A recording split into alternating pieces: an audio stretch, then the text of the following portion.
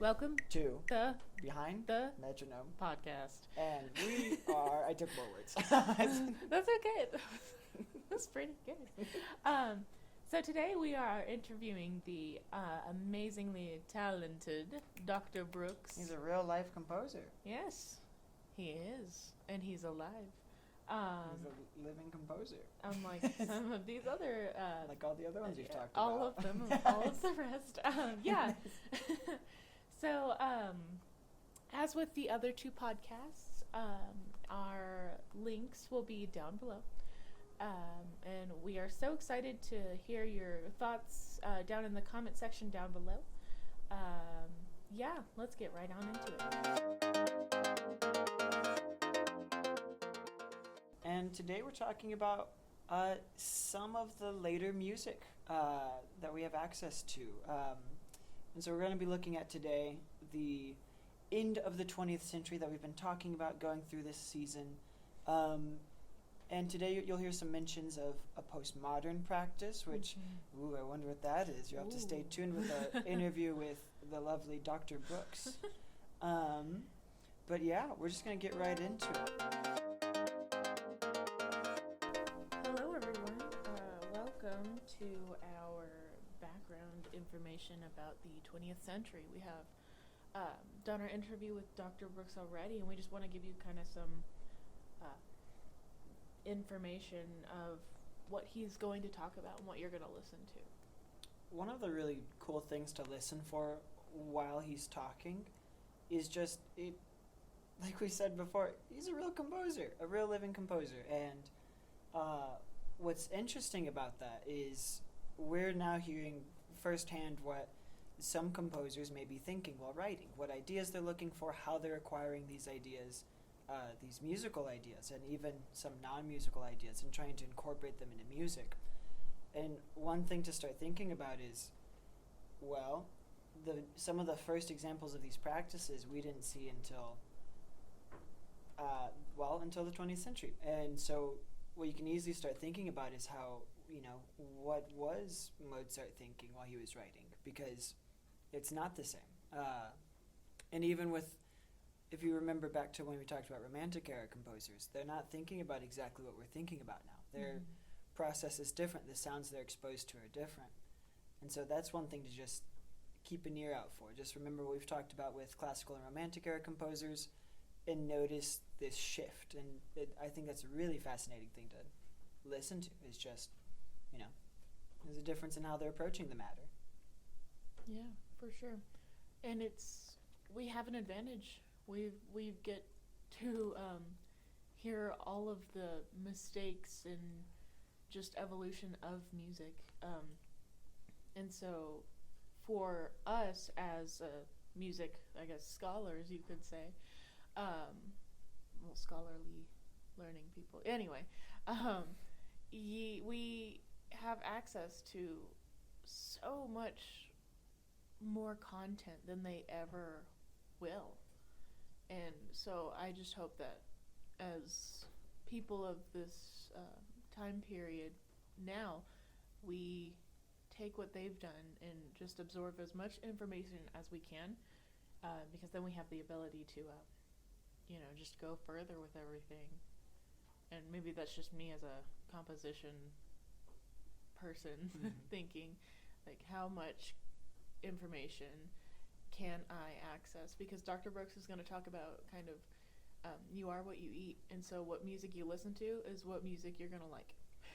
And that's an important thing to think about as well, because if we are kind of looking at the broad spectrum of the musical eras, well, way back classical music time, a lot of our performances are for royalty. A lot of our performances are still for somewhat exclusive audiences, but they're kind of localized in those areas, whereas Romantic era, we start seeing it, we can begin bringing it home, we begin bringing it to concert halls. And it's not until, as we discuss later in this episode, we get to a point where we can now all have recordings of people from across the ocean just right at our doorstep. We no longer have a delay in that information, and so we start really getting to see what the world is doing, what the world is working on. So we do get this nice exposure to just music from everywhere. And so that's another cool detail of just the 20th century compared to some of our past eras we've looked at. If we remember back to when Dr. Manfredi talked about an increasing sense of chromaticism at the end of the Romantic era, Right. we covered this in earlier episodes this season, but when we went through Schoenberg and Webern and their kind of increasing use of an atonal or serialistic approach to music, later in this episode, some of our focus is more towards practices we see at the later portion of the 20th century. Although the practice might have started or even originated much earlier, around the beginning of the 20th century, it really is capitalized on by the end, by about the 60s, 70s, and even still being used today to quite extensive use. And you'll hear more about that directly from someone who's doing a really cool job with it. Really great job. Yeah, and something else to just mention, because he's a current composer, one of the pieces he's talking about has not been premiered. So unfortunately, we won't be able to link that. However, we will find a way to link his GEB Symphony, Symphony No. 3, and it's kind of the same sort of idea, so you can kind of get a gist of what he is kind of talking about there. Just something to keep in mind. It's a really good piece, and we can link once we perform at CBDNA, February. It's going to be a really great performance, and so keep an eye out for that. It's going to be a really big success. It'll be super fun. So with us today we have Dr. B.J. Brooks. He is the theory and composition professor here at WT. So would you like to introduce yourself, talk about where you've been, who you are, all of that fun stuff? Well, I'm Dr. Brooks. I do composition and theory here at WT. I got my Bachelor of Music from Eastern New Mexico in Music Education, a Master of Arts from WTAMU in composition, and my doctorate, DMA, in composition from Texas Tech University. And I started here at WT in 2008. So throughout our podcast, we've been discussing the different eras. We've already gone through some of the classical era traditions and practices. We've gone through Romantic era, now with Dr. Manfredi. And if you wouldn't mind, this is me vaguely talking about, we don't have to include any of that, but this is more for you. But we're just kind of comparing and contrasting different eras to themselves. We're kind of looking at, whereas like a typical person, a non-musician studying person would hear, also Sprachzehrer through Threnody, to them it's just all the same classical music as if they heard, Mozart. It's just like, oh, it's classical music, blah, blah. And so what are some staples of 20th century? What are composers thinking? I think it's interesting you talked about an average person listening to a piece of music and saying, oh, that's all classical music. And I think that works to a point until they encounter something that is different enough from their worldview for them probably to say that it's not music, it's just sound, or it's just noise.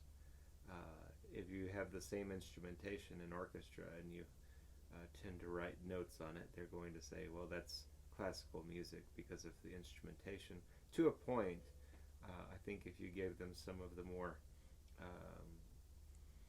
chromatic things that have happened in the 20th century, they might say it's music but, or it's classical but, and they could start to articulate on what some of those differences are. So in the 20th century, what we see is just a wider spectrum of differences in music. In the common practice period, there's just subtle shifts of music that happen throughout the what we would call throughout the musical time periods, but it's just a gradual change. Sometimes it lurches and sometimes it stagnates, but because of the development of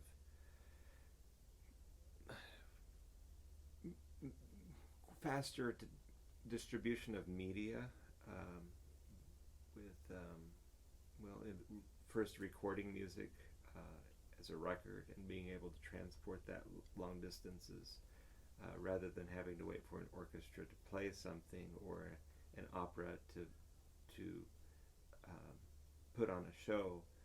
You could have this music distributed much more cheaply and much more effectively across the ocean to the Americas, across continents. And so this mass communication of ideas seems to accelerate developments, or seems to accelerate experimentation in music, along with the rise in nationalism at the end of the 1800s, and how that manifests itself in music leads to divergence among the different countries, then to the to composers themselves. And so you'll have different currents of composers who do different things and focus in different areas, beginning with the Germans and their exploration of chromaticism and free atonality, contrasted with the Italians and their indulgence in color and coloristic references among chords, and then the people who follow those in terms of classical and, I would say, art music, as opposed to popular music and music for use, or music where the popular culture is part of the makeup of the pieces. So we see all of these things happening at the beginning of the 20th century, and it fragments, and we go from, in a theoretical sense, being able to use a series of theoretical ideas to analyze the music from 1600 to 1900, 300 years of music, to having a divergent set of tools to be able to look at different pieces throughout the 20th century, because they're all constructed with their own different system of consistencies. So that's in a general sense what we start to see in the 20th century. Are there by chance any of these practices that maybe you've used yourself, or any of them that you want to go into a little more depth? I don't think it's possible for anybody to when somebody writes music, we write what we've heard. We are what we eat. So it would be very difficult to write a piece of contemporary music and not be influenced by contemporary music or music of the 20th century if you've heard it. I guess if you grew up only listening to Mozart, it would be very difficult to sound contemporary. But I find that that's a rare occurrence. More likely, people through popular culture, films, video games, the internet, have been experienced to a wide variety of contemporary techniques. More popular among them, probably minimalism or neo-minimalism, subtle shifting of chords through time. It seems to be more often than not what people are attracted to, at least for me. When students are submitting compositions to be in the studio, it tends to be of that vein. I don't really hear lots of students doing highly chromatic work in their submissions. It tends to be fairly minimal in their tilts. Now, maybe that's a skill thing, but probably it's a style thing. It's what they are used to hearing. You don't hear films very often, or you don't hear video games very often.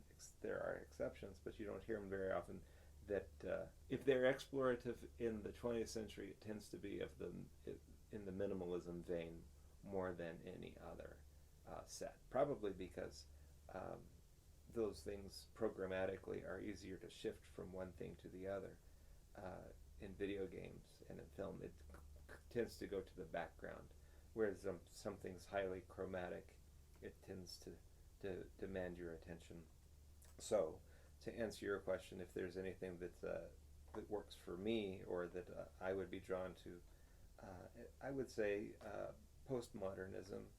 You could describe a lot of my music, and I suppose I'd have to define that so that way everybody could understand what we're talking about. This would be music that references or acknowledges works of the past without being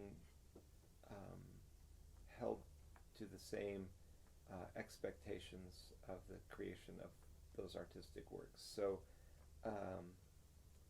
my Symphony No. 3, for example, the last movement of that one uses Bach well-tempered clavier as some of its melodic material, and the harmonic and formal structure is derived from those works. And so it's a piece that acknowledges the past, but it sounds like it fits in with what we're doing today in terms of chromaticism and exploring different sonic zones. And so it incorporates music of the past in a new way. And so I tend to, in my works, do something that does take a pre-existing material, but a reinterpretation of that material, or sometimes a direct quote of the material, and then you can shift and turn on a dime in a modern sense that it certainly Mozart wouldn't do in his music, or Bach wouldn't do in his music, because this just wasn't part of the typical style.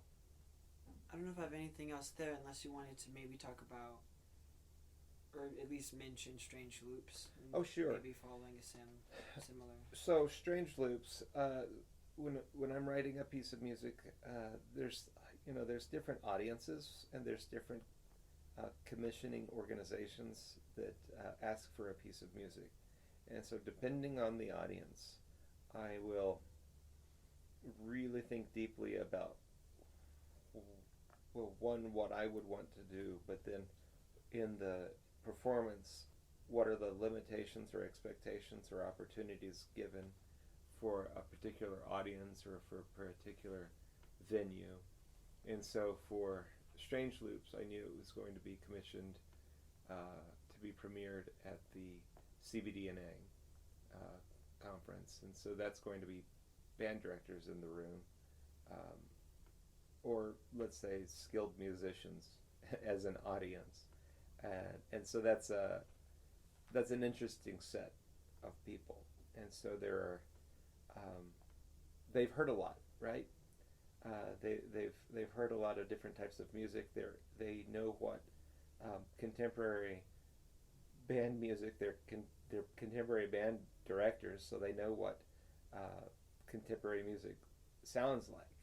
And so, in constructing the piece, I could probably be a little bit more, let's say, indulgent in certain aspects of performance or the composition that maybe a general audience wouldn't necessarily have the stomach for. Or I can put things in that are a little bit more deep, that if I were to give a lecture about to those people, that they would be able to understand readily. But on the surface layer, I could still have it appeal to a general audience, which is what I would tend to do with a lot of my composition anyway. So Strange Loops comes from the title of a book, I Am a Strange Loop, by Douglas Hofstadter. He is a mathematician, logician, that did a lot of work in coming up with ideas and philosophical attitudes towards the idea of human cognition versus, what would we say, computer thinking or artificial intelligence. And so in the 70s, late 70s, he wrote a book, Gödel Escher Bach, GEB, that touched on some of those ideas, but it's a pretty there's not a strong narrative in that book. It's pretty out there in terms of subject matter and how it bounces from one idea to the other. And his subsequent book, I Am a Strange Loop, is a little more tighter focus on the idea of what would make a person, what makes I. And in the end, he comes to the conclusion that there's this, that we can think about ourselves is what creates like a feedback loop that creates an individual, or the idea of an individual. And you can watch that develop in young children where they have no grasp of what's going on, to slowly develop an idea of the outside world, recognize faces, and then eventually articulate what they want and then what they are thinking. And those are particularly human traits that are really very fascinating. So this idea that we can think about thinking is a human idea. So when he was writing the book, his wife was dying of cancer, and I think a lot of what he was working through was helping him deal with some of those ideas. But he said that he's, aside from his wife, he's the next best copy of her. And I could relate to a lot of that. A lot of, if I think about when my wife Mel was young, I've heard the stories so often. I can picture her. I can picture her running through her house, and I've been the places that she's been, and I could see her there, although I was really never there. And so outside of her, I'm the next best copy of that, to be able to relate the ideas and stories. So much so that if something happens, I say, oh, she'll get a kick out of that. I better make a note of that, or I'll take a screenshot of something, or send her a video of something, because I know she's going to like it, or I'll know how she's going to react when she sees something, because I'm very familiar with all of those, with her attitudes and my attitudes and that sort of thing. And so that feedback loop, that strange loop that is a person, we all have their loop kind of intersects with ours, or we can recreate it. We can think through how somebody else would think, which is an interesting idea. So in his book, he makes reference to a number of different musical works, from Chopin and from Bach. And so what I did is I took the musical references that are in the book and incorporate them into the new piece of music, My Strange Loops. And so this was also written during the time that my father had cancer. And so some of those ideas of who we are and how we know who somebody is are represented in that piece in a lot of different ways, but really more often strictly through the references of the other works that were from the book. But of course I was dealing with some things going through that too. Turns out that in 2020 I had a dream about the melody that's in the middle of Strange Loops. And so what I would normally do when I have a dream and I wake up and I remember what the tune is, I'll go to my phone and I'll pick it up, and then I'll make a quick little recording of what I heard. And so I did that in, let's see what the date on this thing is. It says, there it is, August 21st, 2020. And so I made a quick little recording, which is the tune from the middle. Yeah. And I hear the euphoniums that sit yeah, right in front of me. Yeah, and so and so the question I would have is, where does that melody come from? Was it something that I had heard before? Was it something that's an amalgam of things I've heard before? And in the end, I don't think it really matters because the piece is about quotation and about reliving, not a whole piece of music, but fragments of memory or fragments of music. And so that was a fragment that came from somewhere that I'd incorporated into the piece.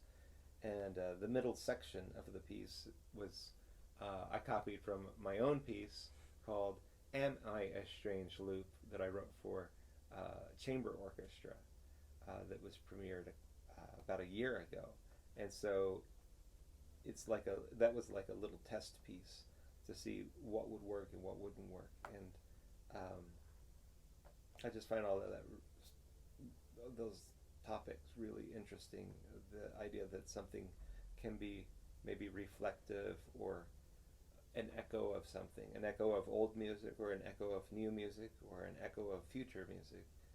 All of that can be explored in a piece, and that's what Strange Loops is all about. And I can get into some more technical language on the piece, and I'm working out a diagram, like a single sheet reduction of all of the ideas that are in Strange Loops, but I haven't finished the PDF yet. So I'm still working out some of those ideas to be able to summarize in a way that is concise, because, technically speaking, I could probably talk about something that I've written for a really long time to give you every background bit of information that would go into writing something.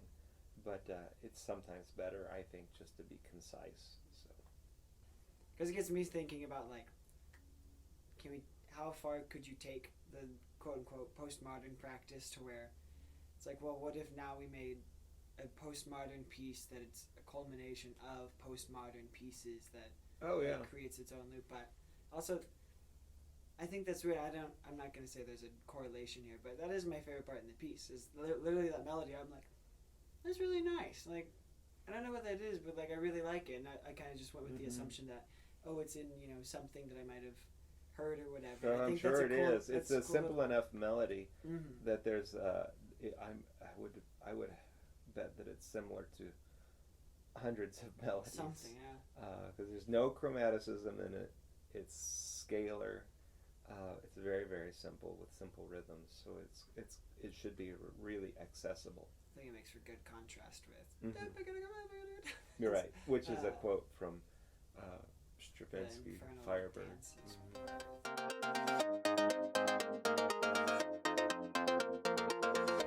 We've also been asking people, well, would there be anything that's... I'll let you ask this, but is there anything... this episode would technically be towards the end of the 20th century discussion, so are there any later works in the 20th century that you'd recommend people listening to that are either just maybe a digestible one and maybe one that's really digestible? Absolutely. There's a great work by Charles Crumb. George Crumb. I'm putting two people together. I was thinking Charles Ives and George Crumb. I guess that's a postmodern thing, just to put them together. The George Crumb piece is called Dream Images. Dream Images is number 11 from Macrocosmos, written from 1972 to 1973. But I think it's a very accessible piece of music that touches on some of what we've talked about. And so in a postmodern sense, what happens is he starts off with a dreamlike melody. The title is Dream Images, with a recurring motif and a high piano, and it's just piano. And as it's playing and has a repetition, Chopin's Fantasy Impromptu is quoted. And so it kind of dissolves from one thing back into this piece from the past. And then it dissolves again back into, it's like you're kind of falling asleep and waking up and falling asleep and waking up. And so that's, I think that would be a very good one to listen to. It's about a minute long. It's not too hard to digest. And so I would say that would be a really good one to listen for. George Rochberg, Music for the Magic Theater, is a good one to listen to. Also, if we're talking about in the sense of postmodernism, those are pretty good examples. There are other examples that aren't necessarily just quotational. Postmodernism can encompass a lot of different things. I think the most obvious is the quotation idea, and of course, Ives was doing this as early as 1917 The song "The Things Our Fathers Loved" it's from around 1917 or so, and it quotes music from an earlier time in kind of a similar fashion. And so this idea of having a mosaic of quotations is not, it's not a brand new idea. And but it, I would say Ives might be one of the progenitors of such things. And that's another good example that I don't think is too hard to listen to. And it does get you pondering things in an interesting way. Well, thank you so much, Dr. Brooks, for your help with us today. I hope our listeners learned a lot. And yeah, we're just going to go ahead and transfer on over to our Q&A section of the podcast. We're back. Here's our Q&A segment of our 20th Century podcast episode. And one, not really a question, but more of a comment that I myself am somewhat guilty of is, especially, I wouldn't say amateur, but not musicians that haven't done the research on a subject. And that comment is, I don't like 20th century. It's weird. It's yeah. Not anymore. I've changed my ways, I promise. But you become enlightened. Yes. But especially if you are just thrown into the wolves with this type of music, it can be a little just new, I would say, to be exposed to such interesting music, because you don't hear it in pop culture unless you run in those circles. And I would just say for that to just look at why things are happening, and especially with 12-tone. When I was first exposed, I was like, that's weird. But if you take a look at kind of the more mathy side of how they're organizing everything, it's, oh, well, that's actually really cool how they chose to put that. Right, and so, yeah, you have to, hopefully by this point in the series and learning about the other eras of music, listening to classical romantic, and now getting to this weirder stuff, it's apparent, especially with Schoenberg, and if you remember earlier in the season talking about Webern and Berg, his students, they're kind of going against the norm. It's an expressionist movement, like we've discussed before, where it's meant to represent more of their emotions on a level, and so you see these. I'm gonna be honest, it doesn't sound pleasant. There's very few that sound really nice, but most of them sound pretty jarring, and so we now know that we can shift our focus to not necessarily what that sounds like, but more of the composition itself. And there's a cool history there too. Schoenberg was taking that chromaticism idea we see in the end of the Romantic era, and he was trying to work on that atonal system. And, after he served in a war, then he solidified the actual practice and methodology of 12-tone. And that's kind of just an interesting history in general of just that type of music. It's all kind of revolving around this war, increasing tensions. But yeah, and so a lot of especially the earlier stuff, starts off pretty jarring. And then later on, kind of bring it around. There's other weird stuff. But, sometimes there's a switch in focus to how was it made. And that's kind of where the intrigue is, not necessarily, well, I'm not going to be humming it. And so, some of it's a little tricky, but hopefully we've listened to a lot of the pretty stuff, and this is just different in a good way. Yeah, it's definitely something everyone at least should try to comprehend, because if you just give up, you've lost the point of the composition. Last question. Someone asked our favorite pieces of the 20th century. Oh boy. That's So I can go first if you would like. Go for it. I have Okay. a couple I'm trying to Yeah. cipher through. So, favorite is a strong word. But I would say one of the most, the pieces that I most refer back to is the Threnody for Hiroshima. And that is not because of its content, but more its original composition So name. interesting. Yeah, it was, if anyone is familiar with John Cage's 433. 433, It's kind of that same idea. It was originally titled 8 minutes and something. Like 47 Right. seconds or And something. it was not a success right off the bat. And so, It was a sound experiment. yeah, You're just exactly. seeing what it sounds like. And so then they were like, well, we should probably try and get this published somehow. And so then they changed the name to Threnody for the victims of Hiroshima, which I mean is a very sensitive topic, but it wasn't the original spark, I guess, behind the piece. And so I think that's so interesting when people take it to heart so much, and it's like, well, It is fascinating because I've shown that piece to so many people, and every time someone listens to it, it's like, oh, I can hear it. I can hear Yeah, the the screams, and it's screams. traumatic, and it's like, well, that's actually not what it was actually embodying. It was right. something much different. So that's a fascinating placement of ideas.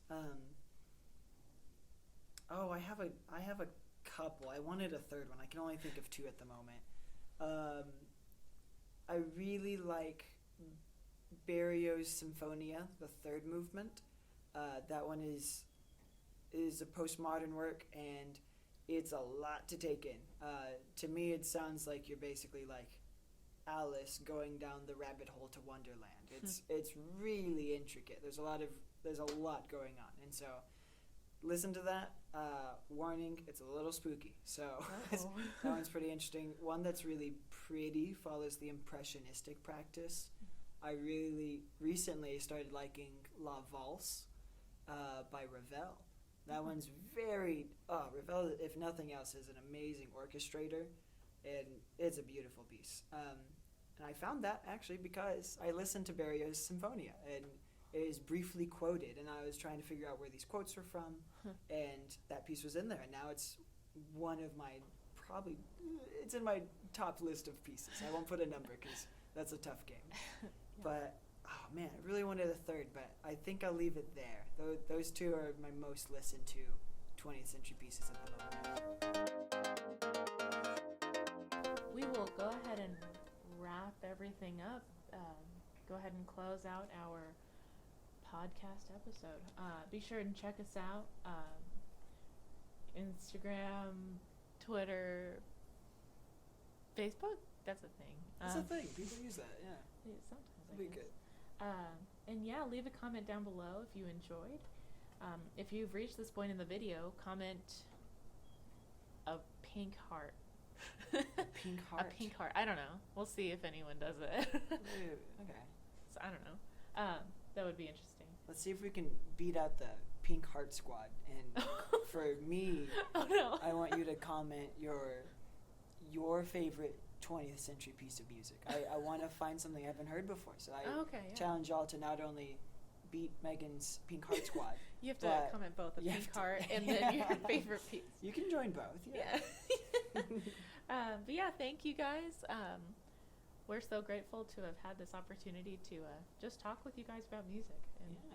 Thanks Yeah. for listening and Yeah. trying to learn some new stuff. That's always a good thing. yeah, and we'll see you guys around.